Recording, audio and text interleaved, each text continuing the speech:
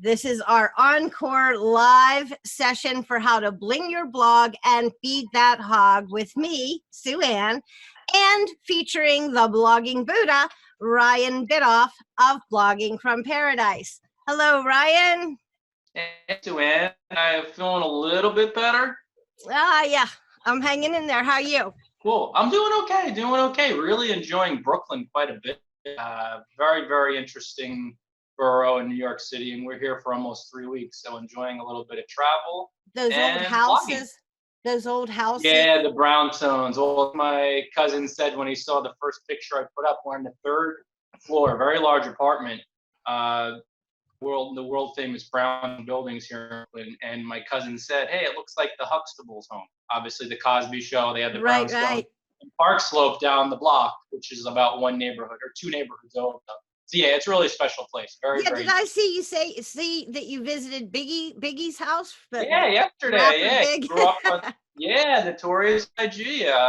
That's pretty neat. Wallace, aka the late great rapper. His childhood home, about 2 blocks over in St. James Place. So I checked it out. Christopher Wallace Way. They renamed it a couple years ago. So yeah, a lot of rappers from right in this neighborhood. One neighborhood over, Z. Then you have Busta Rhymes, DMX. A lot of world famous rappers right from this Fort Greene, Clinton Hill, and Bed-Stuy area in Brooklyn. So yeah, pretty cool. That's really neat. I love that you're always exploring cool places. And of course, as you know, I think those rappers are lyricists. So I'm all with that, Exactly. writer people. Okay, so thank you guys so much for being here and for wanting us to hear from us a little bit more because that's really exciting and it's also a little bit reassuring as well. Before we move on to new topics today, and since last week flew by like super fast, I thought we'd start by regrouping just a little bit and reviewing a couple of the most important points from where we left off. So first of all, we spent a great deal of time in the beginning of the course making sure to take a close look at yourself as a business and therefore understand everything about your business and exactly what your goals and objectives are for existing in the first place. And then we talked about taking that clarity and moving towards your digital properties in a comprehensive and intentional way. This way you align your website and blog with your underlying business purpose. But so what we're doing then is trying so that instead of creating just a haphazard approach to blogging, you actually instead work to increase your business, to reach your targeted market, and to achieve the results that you're looking for, and in a much sooner, much quicker, easier, smoother, hopefully, way to do it. But to do so, one of the aha, one of the aha things that we've talked about is the overarching theory that both your website and your blog are essentially a major cog in the marketing machine of your business. And I think we have to think about it that way, which a lot of people don't. And so we still, in order to make that machine operate, it's so important that we fuel it up, that we grease it up, and that we gas it up to go, right? So that's one of the things. Your blog and your website is not just a separate entity, but an extension of your business. And so therefore it should reflect those things about your business. But the difference is, of course, you have to also be there for a purpose other than yourself, and that is serving an audience and recognizing that audience. And so that's why your blog, at least if you have business purposes in mind, has to be a lot more than just a whim. Okay? So in a way, that's why I so strongly felt that we needed to, and I felt strongly about creating this course and the idea for creating this blog bling thing, right? Because, to try to give people the puzzle pieces it took me, maybe not you as much, Ryan, but it sure took me a long time to get all the pieces right and truly figure everything out and get things in place. So I'm thinking if by knowing all these things and creating and building your blog with your business intent and your marketing savvy from the get-go or from, here on out, makes everything about your blogging go so much better and again, so much smoother for you. So I think that's one of the things that we really have to recognize about our blog, that it is actually essentially an extension of our business, and it is a part of our marketing cog, our marketing wheel. And we mentioned in one of the previous weeks how, we have the marketing, the business, and the marketing. I think your business and your marketing work in tandem because, as I said before, everything I think that you do in business is marketing because it reflects you and how you operate as a business. But that aside, you have your marketing, your digital marketing, your content marketing, your blog and content strategy, your editorial calendar. It kind of all funnels down from that bigger picture. And so I think it's really important that we, take the time to get clear on that and that we recognize that the blog and the website is more than just a digital commodity. It's actually a marketing asset. If you look at it from a marketing mindset and a marketing perspective, I think it changes your entire viewpoint. Wouldn't you say? Definitely, Sue-Ann. It's the difference between thinking like just a blogger versus thinking like an entrepreneur. And again, if you're not doing this for business, that's cool. No problem, guys. But most of you guys, you want to make money. You want to grow a business. So when you start seeing it as a business asset and you begin thinking about marketing, writing for a specific reader, an avatar, you begin to think deliberately like an entrepreneur does versus thinking, well, let me just write and publish this post and then maybe I'll promote something. And because there has to be a deeper level of clarity and sophistication and deliberative thought as entrepreneurs do to succeed. So when you realize that this is actually an asset that builds your business and you need to learn to market it effectively, and each of the content you create is a marketing tool because it's marketing your blog, your voice, your brand, and your business. You get a much clearer understanding of what it takes to do this at the professional level. It's one thing to just blog and be like, I'm a blogger and I want to be a pro, but to become a professional, like any niche, it's going to take more thought and generous effort and planning to do it the right way. Because there's one way to blog. It's one thing to blog. I wrote a post and I blogged. Boom, I hit the publish button. That's not a blogger. A blogger, it takes many moving parts.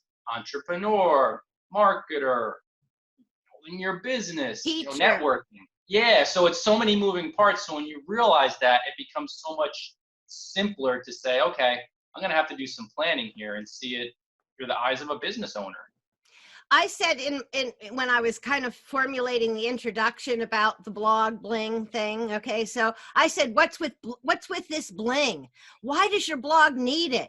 And then I say, Bling is the key to your blog success because your Bling is about inbound marketing, attention and attraction, customer interaction, retention and growth. It's about building trust and like to your brand and authority to your site in your niche. It helps you turn up the volume on all your marketing efforts and showcases brand you in a new and best light as possible. That is, right, if you get your Bling on. So some of the things that we stressed, I guess, really fit that perfectly. But some of the things we talked about kind of have to do with the digital landscape that you're facing. And everybody is going to be in a different situation in that position because what your blog is about, what your brand is about, what your business is about, what you're selling, whether it be information products, whether it be physical products, whether it be a destination, whatever it is that you're offering, you have to look at the bigger digital landscape that you're facing. And then you have to consider, now, how do I stand out? How do I get noticed? And most of all, how do I manage to get desired results? That's why having a content plan and a consistent brand strategy and a core message. All those things are essential. The twist, of course, is in getting your content strategy to equal results. And that resides in your ability, I think, to connect with actual people in a memorable way. So the currency you're looking for, digitally speaking, right, is attention. Attention. Yeah, that's it. And so what happens is that the content assets you create and share must resonate with people. And of course, hopefully, it's the kind of people, the people that you preferably want to reach, your potential buyers, for example. So people are part of the key to business. And because people are the part of key to business, they're also the key to your business, your marketing, your blogging, and they also determine the emphasis that you will put on what type of blog content you'll create, as well as determining or helping you determine those channels that you're going to promote, or where you're going to promote your blog, in fact. And primarily your content will be driven, of course, by your audience, by customers, and by engagement. Definitely. Yeah. No, your readers and your customers, these folks will give you the ideas, the problems for you to solve through your content. So as Sue Ann breaks this down, just pay really close attention to who you're attracting to your blog and the problems they're having, and they'll give you clarity in creating content that snags their attention. And like, here's an example too, because next week we're going to be talking about amplification and distribution and putting things out further. Hi, Corey. Hey, Corey. Putting things out further. She says hi to you too, Carol, if you aren't seeing the chat, which is so cool. But the thing is, I was looking at Pinterest as an example, or, because we're going to be amplifying and distributing this content. And then we have to think what channels are appropriate for our content when we try to have it be seen more out there and to draw traffic and to use it for attention. But so, for example, Pinterest is highly skewed towards not only US consumers, but women. So I think there's 60% women on the platform, and they have a very high percentage of US users. So if you're looking for women and in the US, that is probably a primary or key platform. But then you have to think, what is it that is the kind of content that belongs on that platform? Because if you're a blogger who does primarily writing, you're not going to fit on the Pinterest platform unless you can add some kind of visual to that to draw people back to your site. Because they're saying, and that's the other thing they're saying about Pinterest, that it is a shopping platform. Not only I mean, a lot of people just think of it as a social platform, but a lot of people are saying, no, in fact, it's more a search engine in its own right. And it's also gearing itself differently than the other platforms by allowing users to be sellers. They're making it easy. In fact, one of their newest things is having augmented reality, AR, so that you can, on Pinterest, try on makeup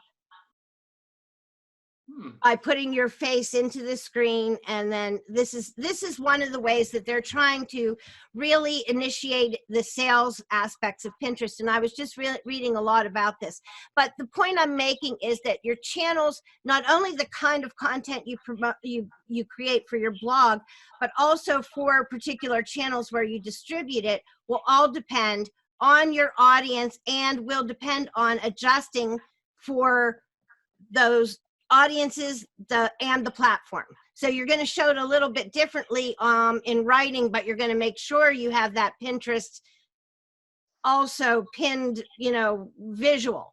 And we talked about last time having making templates for different social platforms, so that every time you create something, you have the ability to make matching content that actually spreads that one piece, but on the different platforms as individually.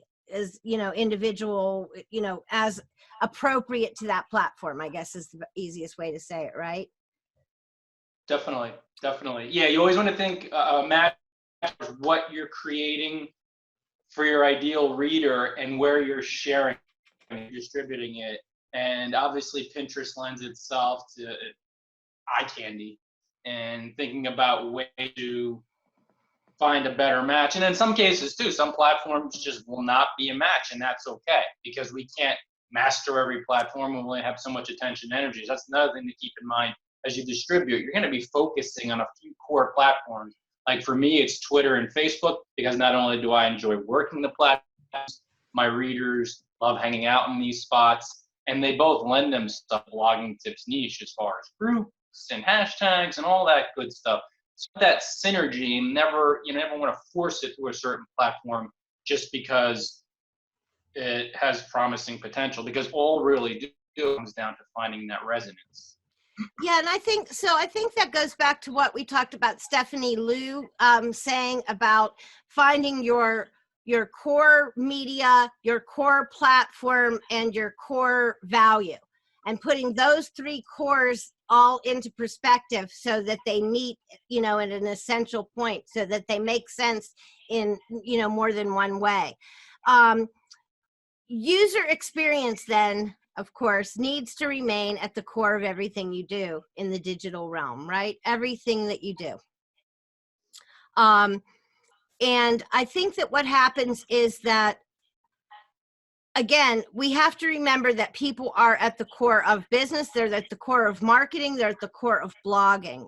It's all about kind of people and connection. So when we think about user experience remaining at the core of our digital realm, we also have to think of user experience in terms of flow. And I think we talked a little bit about that before, where you have to have flow. Hi, Marios.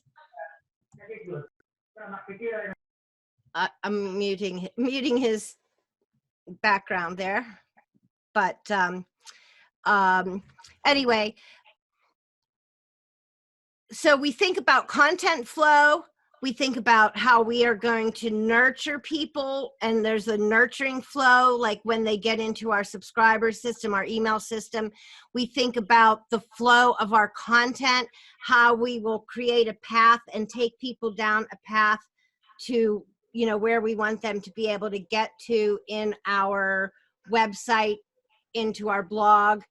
It's all about creating flow, of a path that makes sense, that's seamless, and that primarily, again, is driven by your audience, your customers, and by engagement. Also, it's about putting yourself in the user's shoes, right, Ryan? It's really getting yourself in their shoes and creating unique and seamless experiences with your business for those users.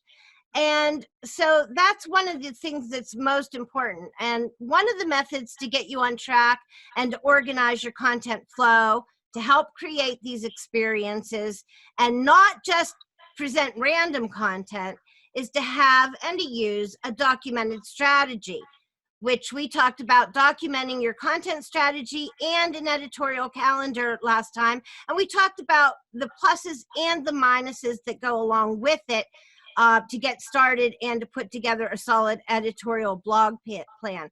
But I really think that the organizational component to creating some kind of plan for yourself, preferably written, preferably with KPIs or key indicators. I'm sorry, I'm having a rough one today. No. But there's plus and minuses to it, but it's about content organization and organization techniques that are helpful and practical, because they have to work for you. They have to match not only your business, what you really understand and know about yourself as far as a business, but also what you are good at, what you can come up with that's going to be good enough to gain that currency, that attention, that big, huge currency of attention. Yeah, you're gonna gain that, guys, by being genuine in what you're doing. And a huge part, really the prime part of being genuine, is doing what works for you to grab attention spans. Now, what happens is, as we see every day, you know, us established pros in our email inboxes, you see people that are not being genuine in what they're doing. So they try to grab your attention from an energy of fear, desperation, manipulation, greed, and this is known as spamming. This is also known as, let's say your sponsored post rate is $100 and the entrepreneur says, well, I'll pay $5. So you're going to see a lot of really low energy fear-based tactics and so much struggling online in the blogging niche from people that are not trying to attract people and not so much catch their attention, but just attract them from a less than genuine space. So you really got to do what works for you, feel clear on it. It has to be enjoyable. And then you'll find the ways and means, obviously following some of the techniques in this course, to be able to organically do it, because that's the end game, guys. You be organic. You do not want to do things through force and fear. You want to do it through power and love and abundance and really mutually beneficial partnerships. So keep these concepts in mind with energy, attention, being genuine, doing what works for you, what's fun, getting clear on that, being patient, persistent, and generous. And in time, you will attract people to you and grow your blogging business that way. Hey, you guys, before we go forward, if you have any special questions, because we are getting, you know, this is an encore presentation and we're getting towards, if you have any specific questions, make sure you drop them into the chat so that Ryan and I can make sure that we get to you. We don't want to leave anybody hanging with anything, you know, up in the air. We want to be able to speak with you specifically about anything that you're wondering about. So, you know, today's let us know, guys. Yeah, ask away. So anyway, this content organization I think is so important. And I'm going to refer to my handy dandy book from my friend Jill. Can you see it? I don't know. Anyway, Jill is making your website work. Jill Andrews. She's a friend of mine. But she says, okay, when you create content, you're like all excited. Yeah, I created content. Here it is. Here's my post. And she said, you know, it's beautifully, if you're not famous and people don't share your articles, you have to do something more. If you're not already famous, you have to do something more. And so here's what she says to ask yourself what to do instead of just hitting publish. She says, make sure you aren't repeating what everybody else has been saying. Make sure you add your own perspective. I have to tell you that this is a huge problem, in my opinion, for people who are blogging out there. There's too many people repeating the same thing. And even if you are repeating the same thing, because your customers, if you're in a certain niche, people want to know about that. And yes, there might be 1 million people who write about that same topic. So you're going to have repetitive content. But the idea is to make your repetitive content still be something original. So I think that that's a really good point that she says, make sure you're not repeating what everybody else is saying, but add your own perspective. And sometimes that can be, you know, questioning the knowledge that everybody else goes with. I did that twice, I think, for sure, on your site, Ryan. I wrote about how I don't believe that dress for success is dressed on the outside. I just can't, you know, go there. Yeah, I'm in a business suit jacket today, but typically I don't care what you dress like. I don't care what your outside package is. What I care about is, you know, what you bring to the table, what you have in brains, what you bring to the table for business, in creativity, you know, ideas. There's so much more to a person than the outside package. And of course that changes, unfortunately, in time too, huh, Ryan? I told you how I regret this getting old right when I'm getting on video. But the other thing she says, look at a topic from an unexpected angle. And a good way to do that, guys, is to do an analogy. And I mentioned it in my podcast last time. I was listening to Marie Forleo, and she says, snatch and hatch an idea, for example, which I do all the time and you do too, Ryan. But what she says is she's out on the street and an incident occurs and it gives her a blog post idea or a podcast idea or something to put up. And it happens to me all the time. And I know it happens to you, but always. I just wrote a post the other day based on the alternate side of the street parking rules. It's funny, Donna Merrill, our friend from Donna Merrill Tribe, she grew up in Brooklyn. So she's like, oh, I remember all about that. And I wrote a guest post about it, I think a blog post. I integrated it into 3 or 4 pieces of content because it was just such an interesting experience. It triggered a little impatience in me. I couldn't start the car up at first because I'd never done the keyless thing. I just done the ignition. So I didn't know you had to press the breakdown as you hit the start button, and I'm stuck there for an hour, and then I'm driving around for an hour and a half and broke. So it was just really interesting, and you guys will see, no matter your life, we all have stories. Our day is just full of little stories, full of little experience, and you could take any one little experience, seemingly little, and make an analogy between that and your blogging niche. And it will be just such a fresh-faced approach to blogging that will inspire your readers to learn the principle of analogy. And you could really spruce it up if you want to add some humor. And I kind of do that with some of the more colorful situations I've had while circling the globe. Like I wrote an entire ebook, a 5,000-word short read, Kindle short read, ebook on 7 blogging lessons I learned by being stalked by 2 ladyboy streetwalkers in Bangkok. And I've heard people say it's good, it's a solid ebook, and it's short read, all my reads, short, powerful. But I was able to break down how these 2 ladyboys tried to recruit me. you get the drill. So basically, I just broke it down from how I sprinted around them and how they grabbed me and tried to get my wallet, and then each step, the blogging lesson I learned. And any of us could do it, or what experiences we have. I love that. I used to be a little bit weird about, like, should I write from my own, like, my first fear was, am I bringing too much of me? Nobody cares about me.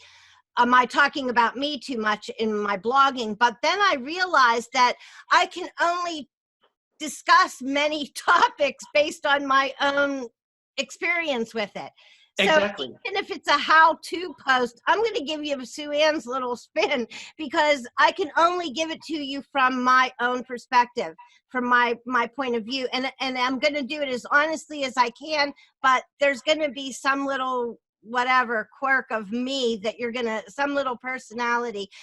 Sharon says she always recognizes the personality I bring to my writing, and I think that's good because I was so surprised when she told me that, when she met me, I was actually funny, and she thought it was just a writing persona, but it's really being you and writing you, writing about your personal stories and adding a good deal of you to your posts is actually smart, guys, because that's how you stand out more easily. Nobody could share those experiences and stories, even though we have similar stories and some of us similar, writing voices. Nobody can mimic you. So that's what makes you stand out. And then when you're really doing it from an authentic space, what you get, Sue Ann, like what Sharon said, I get the same thing when I've met guys like Zach Johnson and just all types of bloggers. Kulwant Nagi, superstar Indian blogger. I met him in New York City a couple years ago. And when I meet folks in person, they're like, oh, you're just like that funny guy, that, straight to the point guy that I read. You're just like the words on the screen. And that's authenticity. That's how you stand out. And that's how you also enjoy the ride a lot more too, because you're not acting, you're not trying to be something that you're not or someone that you're not. Right.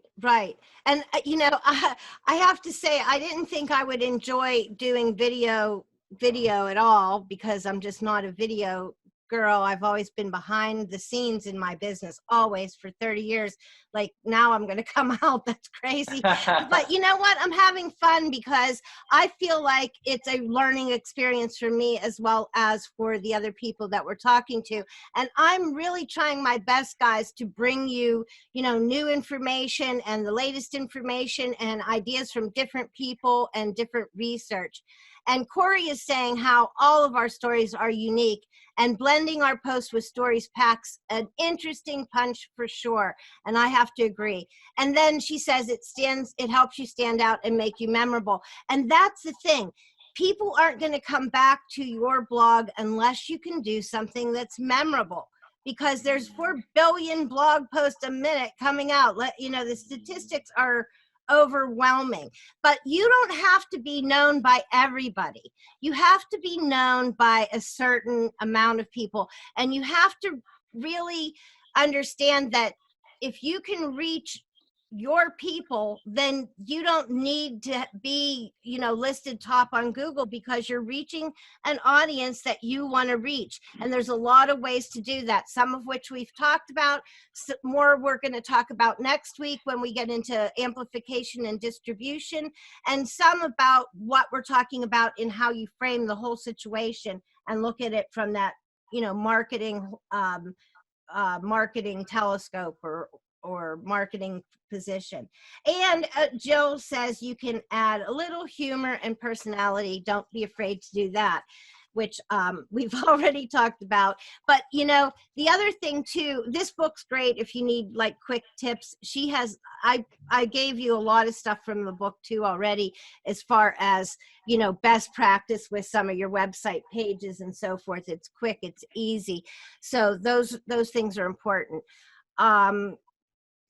The other thing I think that we want to mention in determining how you manage your content and your content assets is, you know, to think about it strategically and put it into these pathways, but also then to work with helpful practical techniques. And one of the things we brought up last time was the use of content buckets. And I've only recently heard people talk about it that way. It's sort of the same idea as having, you know, categories, really. You know, basically you want to work within a framework of certain topics, but your buckets can be an interesting way to mix your content and make sure that if you have more than one key category, say you talk about golf and golf equipment. You know, you have golf equipment, and then you have golf resorts, and then you have golf technique. So there's 3 headings, 3 key categories. So to make your buckets to use either in your content management plan for your strategy of your website content, you would take these buckets, these 3 categories, and you would make sure that each month you have one piece in each bucket on your blog. But you could then take that same theory and say, now for social media, I want to use those same buckets, but now I want to have 2 pieces in each bucket that goes to social media, or 3 pieces, and so forth. Also, you want to look at your content, whether you look at it as from the bucket perspective or not, you want to look at each piece of content as more than one piece of content. So you want to start to examine, and this took me a long time. I was so busy trying to figure out a piece of content, or how to write something, or how to produce a slide share, or how to, whatever it was.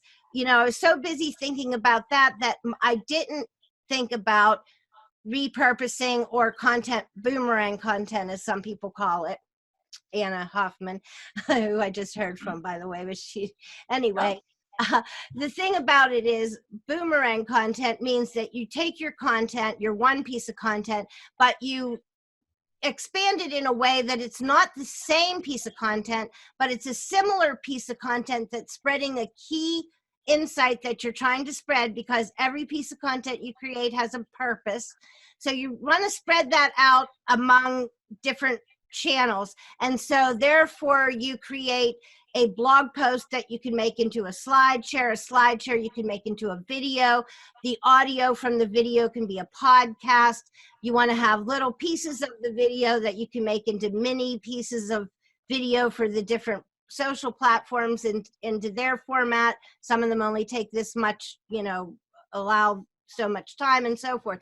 So the thing is, you want to strategize these kinds of variations early on. And that's something that I know I didn't understand at the beginning, that I was so busy looking at what's that one piece of content that I wasn't looking at this one piece of content can be 5 pieces of content if I plan it a little bit differently. So I think that's an important lesson for everybody. And that's one of the reasons we talked a little bit last time about things like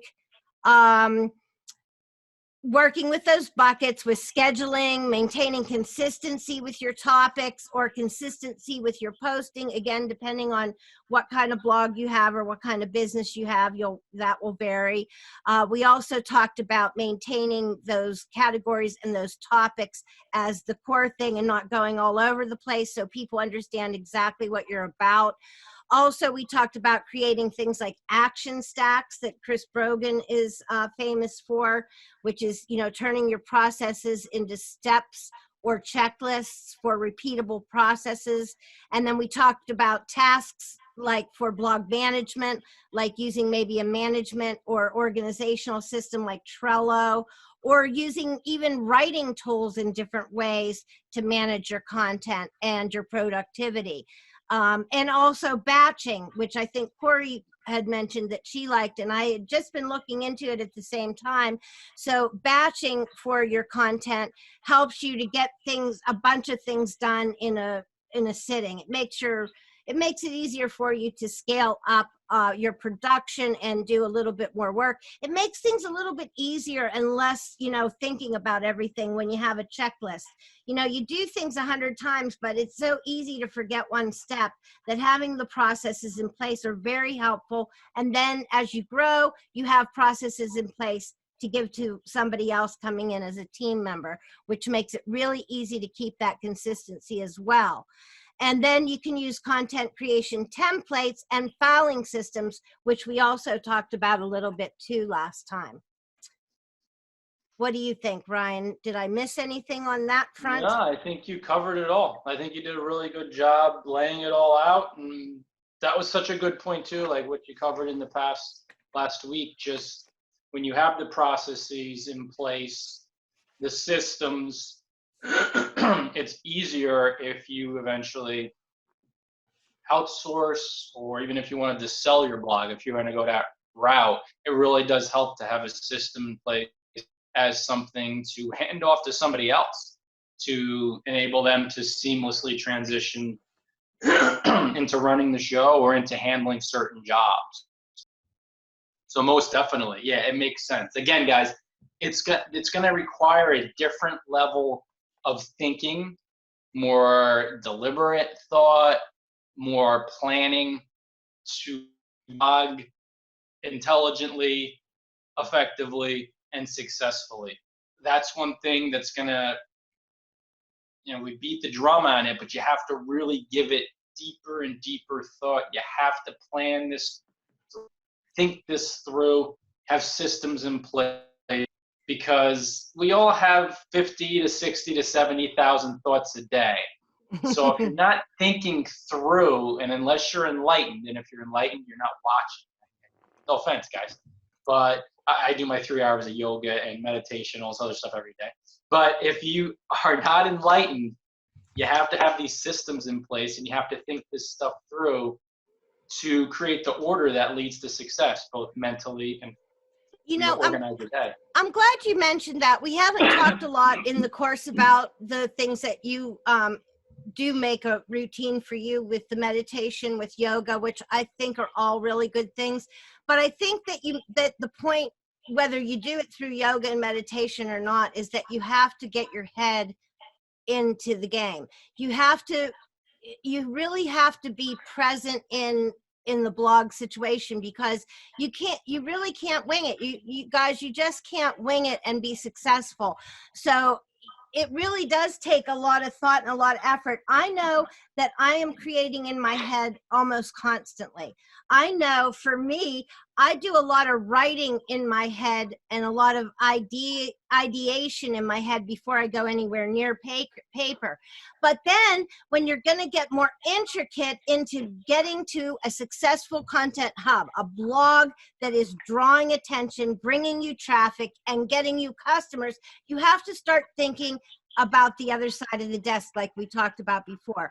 And to do that, you have to match the content to the customer journey. So I pulled out Pamela Wilson's book, who used to be with Copy Blogger. Now she's with Big Brand System. And I think I might have been in authority when this first came out. And so to support her like I often do with my friends, like I've done with Lisa and Ryan and other people, I've bought their books to support them. And I did that with Pamela. But what I like with this, she talks about this customer journey, and she puts it in a way that might make it really easy for you guys all to start looking at it more strategically and drawing people along this path that you want to create. So she says you should look at some things to pinpoint where you're writing, what level of a person coming into your site that you're writing for. So if it's the very first time, if they're brand new, then you want to look at it. Are you a beginner? So if you're a beginner, you have to think, as a beginner, what would your things be? What would your questions be? They'd be like, what is? What's this do? Or how, it's the what could running this do for me? Let me see how she says it. She said a content creator picks a topic and begins writing about it consistently over time. They're researching, they're writing, and they're teaching a topic that inevitably leads to a more in-depth understanding of it, which is what you want, right? And as their knowledge deepens, their content becomes richer, but they forget what beginners want and need. So if you have beginners coming into your site, if you're teaching blogging like Ryan is, he has people who are stone cold brand new, stone cold new. You have to go back to where they are, and you have to get into the head of the complete beginner. People want to know the basics. What are they asking from that core level? And then, what happens after that? Then you have to go to an intermediate level, and that gets more from what is this, what is that, like, I don't know anything, to more intermediate style questions. So they already know the answers to their, embarrassing questions, the embarrassing level questions, the brand new questions, but now they're more looking into more help. So they're getting deeper. So this is where you get into your ultimate guides, your step-by-step tutorials, and so forth like that. Oh, there's Sharon texting me. Drat, just missed you, I think. See, even people who aren't here wish they were here, guys. So look at that. And then you have to also look at your advanced users who come in and they are like, how do I get better at it? Where do I go next? How do I move forward? So it gets to be the how do I get better at questions is how she, and I love how she just kind of put it into those three levels: beginner, intermediate, advanced. And if you kind of stop and go back in your head, because I know I do it all the time. I talk about something because I totally understand it, but I forget that nobody else is there. Nobody else is like on the same page with me. So, I'm really not communicating with them at that point because they're at this level, I'm at this level. That means we're not meeting. So you have to, in other words, meet your customer, find that bridge, find that to meet where you want to meet people so that you're matching your content to what you would call a customer journey. So she says for a checklist, you would serve up content for every step of a prospect's journey. So then for beginning readers, it's what is. For intermediate, how do I do? And then for advanced, how do I get better at? and you take them deeper yet. So I think that's a really good synopsis for starting to give you an idea of aligning that customer journey. The other thing is you still want to remember things like ADA, you know, that's the old attention, interest, desire, and purchase, or well, the last A is to action, you know, that's your purchase. So that still holds true. You know, your P's, promotion, positioning, pricing, product, you know, all those advertising things that you learned and those marketing things that you learned over time, in life, in school, in business, all those things come into play as you get into your blog. You want to do your SMART, specific, you know, measured, you know, accurate, all you want to do, follow every one of those tried and true things, because remember, it takes a person approximately 7 touch points with your brand or your business before they will take that action step. So all your content in content marketing is soft sell, helping people, serving people, and then leading them in deeper, because as they get to know and like you and trust you because of all that good stuff you've shown them and give them and share with them, then they want to take it that step further and become part of your gig. Totally. And I think the important thing to remember is too, the more you map this out in your mind and you work on the mindset, following these steps happens more seamlessly, naturally, and effortlessly. Like, for example, pricing. I see bloggers that assail themselves. It's just unbelievable how much time and energy they devote to finding these neutral numbers on a screen that they feel comfortable and clear on, that they actually begin selling at. And so much of it is just you're clearing out of money fears. And you feel these fears and you clear them out.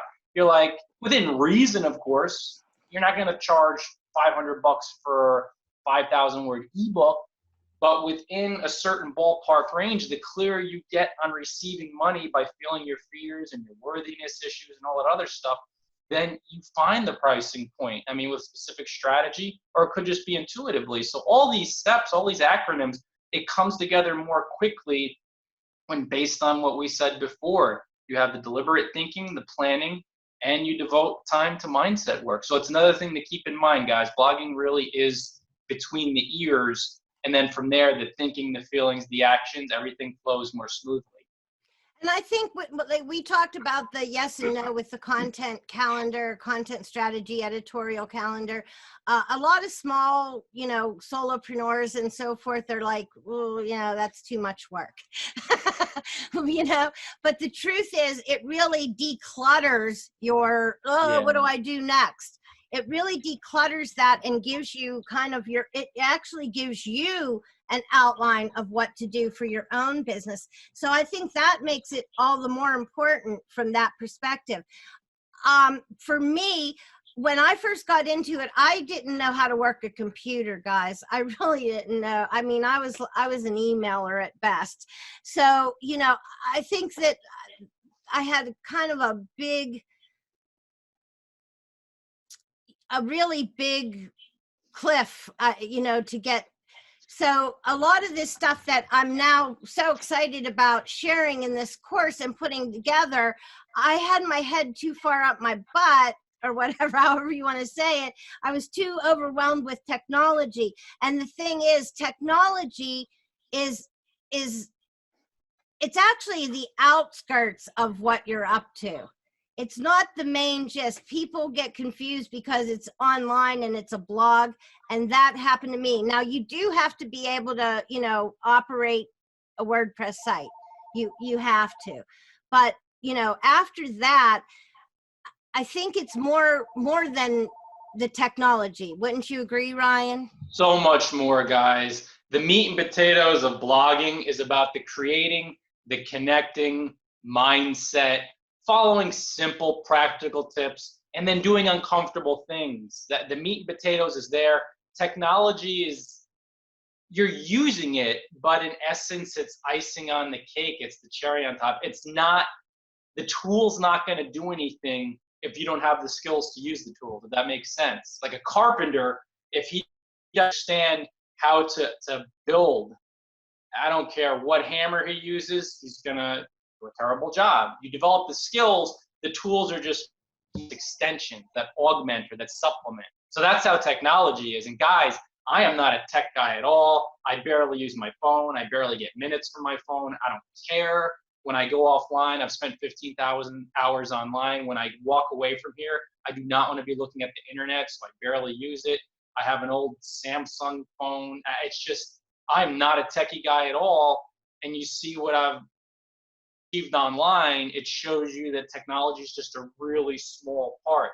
I don't know apps, I don't know plugin. I really don't care because it's not about that. It's about serving human beings and using technology just as a certain means to connect with human beings and help them. But it's really a small part of what you do, because I'm not, you talk about apps and traveling stuff, and I'm like, I don't know. My traveling app is my wife. She plans everything.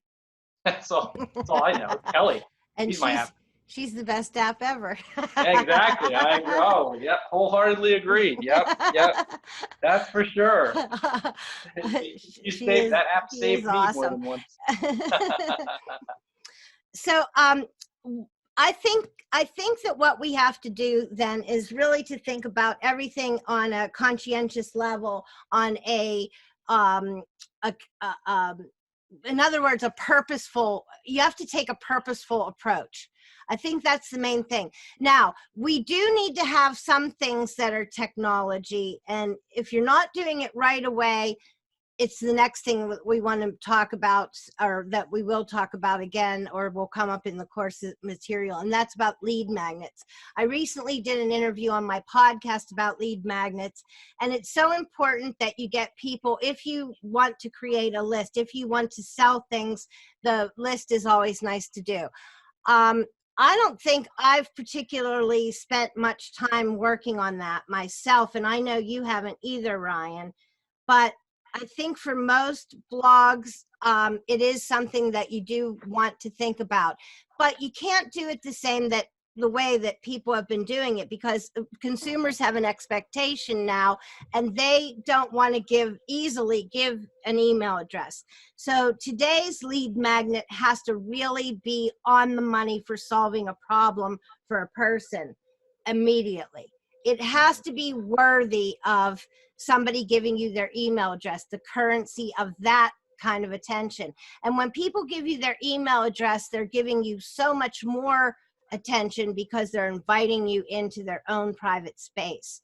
And so that's really, really important. And I think that's something that we all want to work on. And that's something we're going to look into a little bit more as we go, along with amplification and distribution. And we're going to have Lisa Sicard do a little bit of the discussion next time about Facebook and Instagram, because she's way better at that than I am. I don't even do Instagram. Do you, Ryan? I've done it on and off. I've worked it, but I took it off my phone a while back. It just didn't resonate with me as much, but it is certainly powerful. And I know the engagement rates are still pretty high over there. So, well, and Lisa says she gets traffic from Instagram. However, the statistics that I read, the latest research says that Instagram is the least performing social platform for driving traffic. Oh, interesting. But again, at least is good at it. She knows her stuff. Again, I think everybody's different too, because again, I think if you have an audience that's an Instagram audience, then, and you know, the stories, and now I think they're starting to open that up a little bit more to selling too, from what I understand. You know, if you have the audience for that, great. But the other thing about entering these social platforms and distributing and broadening the scope of getting your content out there, you cannot be all things to everyone. You cannot be in all places. You have to really determine not only where you're more comfortable, but also where your customers are. My customers aren't on Instagram. They're more likely to be on LinkedIn, which is way more business skewed than Instagram and Pinterest. Pinterest, for example, I just saw when I was looking at that information, kind of preparing for next week, I just saw where all their main topics are lifestyle topics. You know, they're not business and marketing, which is, you know, content marketing, writing. Those are the things I'm into. They're more lifestyle things like, you know, desserts, appetizers, you know, travel, maybe travel, you might have a little bit of a following there.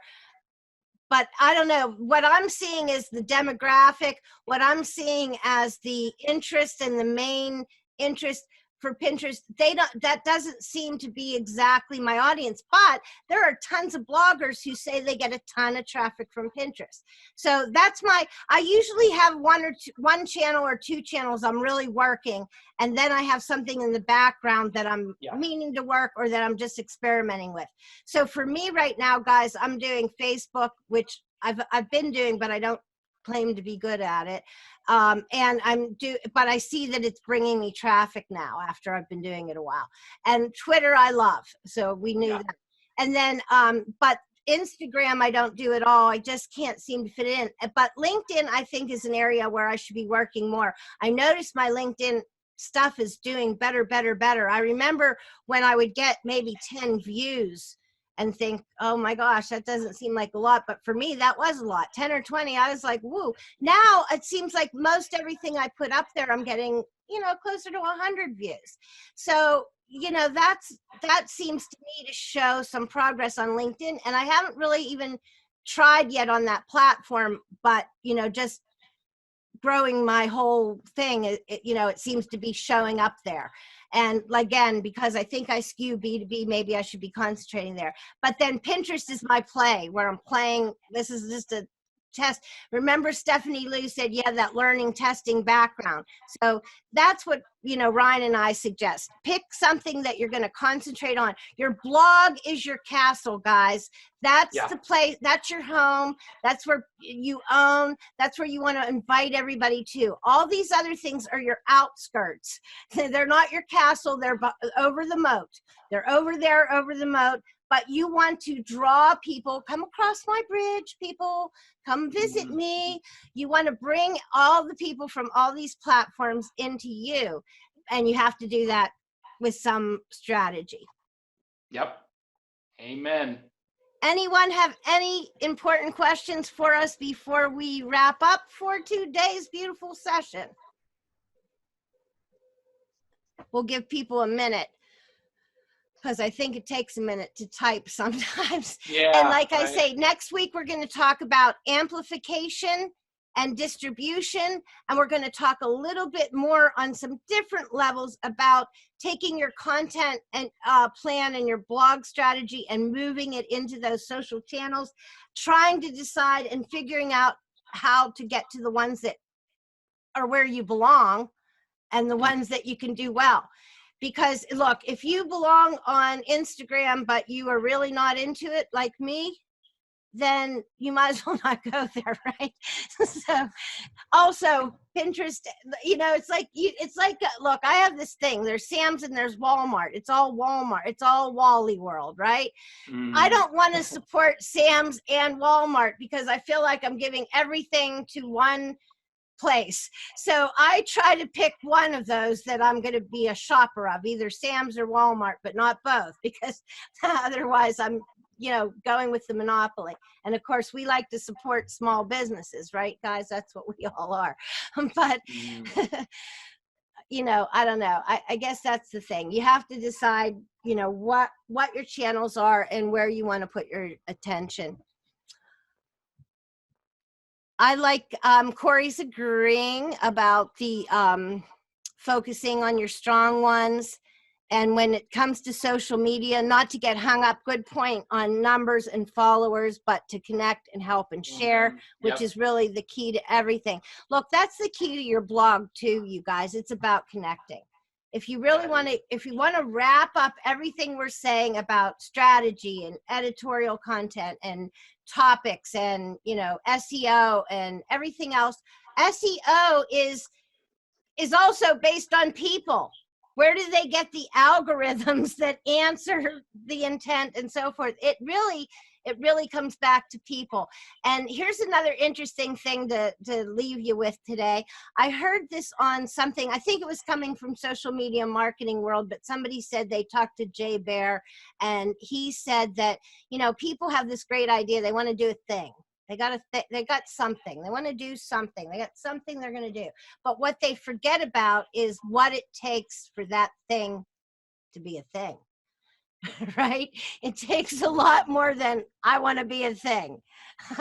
You have to actually put in time and effort and strategy and develop it and work it and push it, and not just quit after a short time in order for it to be a thing. So our thing is how to bling your blog and feed that hog. And we hope that you will join us as we open up the next 6-week session. Everybody who's already in the course, of course, is welcome to come along. We're going to be refining things, fixing things, changing things, and adding things as we go. And we have to get Mario's into the Facebook group somehow. That's really starting to bug me and Lisa. What about you, Mario? I don't know what to do. We'll get it. It's just finding out exactly why Facebook won't allow it. We'll get there.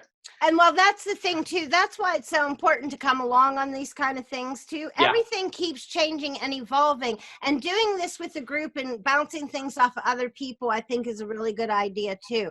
And also, some of the people in the group are collaborating on things, which I think is really awesome. And if you have anything that you want to experiment with, ask any questions, you can do that in the group calls or on the Facebook private group. So I think we covered it. Anything else? No, all good. Okay. So we'll see you next Wednesday, same time, same place. I think this same bat time, same bat place. Hey, it's my problem as well, Marius. I know. Well, are we going to do it? Thanks, Corey. I'm glad you enjoyed it. I'm glad you'll be here next week. Yay. Thanks, guys. For some other people will be too. So thank you again. We really appreciate your time, and we'll see you next time. Thanks all. See you next week, guys. Thanks, Ryan. Thanks, Marius, Corey, Carol, everybody. Woo! Take care. Take care, guys. Thank you.